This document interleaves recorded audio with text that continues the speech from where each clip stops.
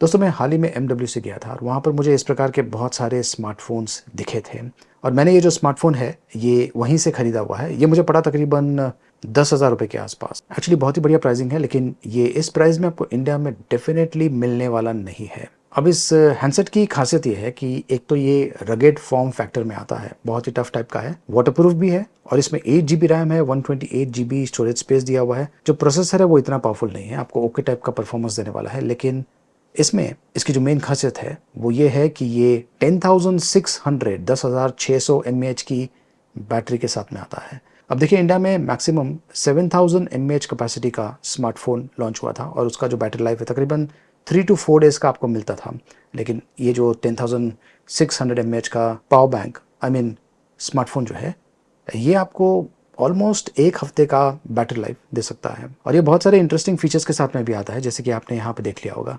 चलिए इसे चेक करते हैं, देखते रहिए। इस हैंडसेट को देखते ही आप समझ गए होंगे कि इसकी जो क्वालिटी है काफ़ी बढ़िया है, रगेड टाइप का स्मार्टफोन है और ये मैसिव बैटरी के साथ में आता है। ऐसा लगता है जैसे कि आपने पावर बैंक को हाथ में पकड़ा हुआ है।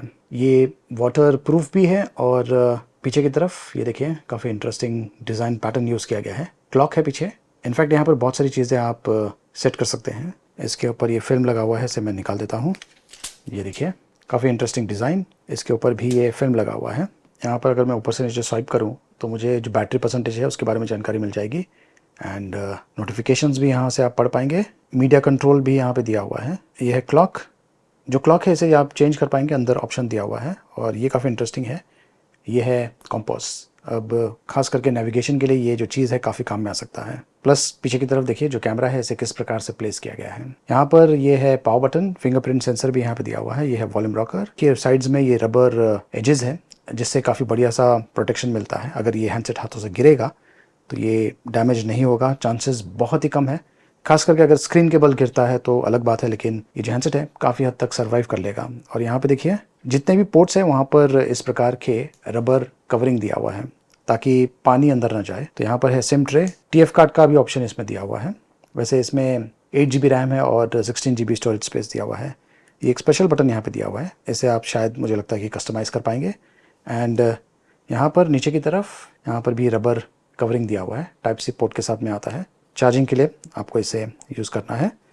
ये जितने भी रबर कवरिंग है इसे अच्छी तरीके से कवर कीजिए ताकि इन केस ये पानी में जाएगा तो जो पोर्ट्स है उसके ज़रिए पानी अंदर ना जाए। तो क्वालिटी काफ़ी अच्छी है और ऑफ कोर्स इसका थोड़ा सा वेट है जिसे आप फील कर पाएंगे। वैसे जो स्क्रीन की क्वालिटी है ओके टाइप की है, इतना कुछ खास नहीं है। ये जो हैंडसेट है ये बेसिक फीचर्स के साथ में आता है। मैं अगर आपको Antutu स्कोर दिखा दूँ, इसी से आपको काफ़ी कुछ आइडिया मिल जाएगा।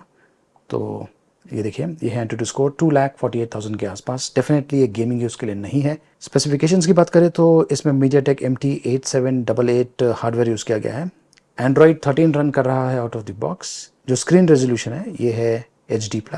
रियर साइड पर डुअल कैमरा सेटअप है, 24 मेगापिक्सल और 5 मेगापिक्सल का, और सरप्राइजिंगली इसमें NFC भी दिया हुआ है। ये 5.45 इंचेस का स्क्रीन है। तो ये जो हैंडसेट है एकदम बेसिक फीचर के साथ में आता है और इसका मेन अट्रैक्शन है बैटरी लाइफ, जो कि आपको ऑलमोस्ट एक हफ्ते का मिल सकता है, उससे ज़्यादा का भी मिल सकता है, क्योंकि ये जो हैंडसेट है इतना पावरफुल प्रोसेसर के साथ में नहीं आता है, तो नेचुरली जो यूसेज है वो भी इतना ज़्यादा नहीं होगा। बट बहुत सारे इंटरेस्टिंग फीचर्स जैसे कि कॉम्पास पीछे की तरफ दिया हुआ है, प्लस इसमें NFC दिया हुआ है और कैमरा क्वालिटी की अगर बात करें तो वो भी ओके टाइप का है। तो ये जो शॉट है ये मैंने यहाँ पर शूट किया हुआ है। कैमरा की जो क्वालिटी है ये एवरेज लेवल की है। एक्चुअली बच्चों का जो स्कूलिंग एक्टिविटीज़ है उसके लिए ये बहुत ही बढ़िया ऑप्शन है, क्योंकि ये ज़्यादा पावरफुल हार्डवेयर के साथ में नहीं आता है, तो वो ज़्यादा इस पर गेम्स नहीं खेलने वाले हैं और बेसिक यूसेज के लिए काफ़ी अच्छा है। व्हाट्सएप भी इस पर काफ़ी बढ़िया तरीके से चल जाएगा।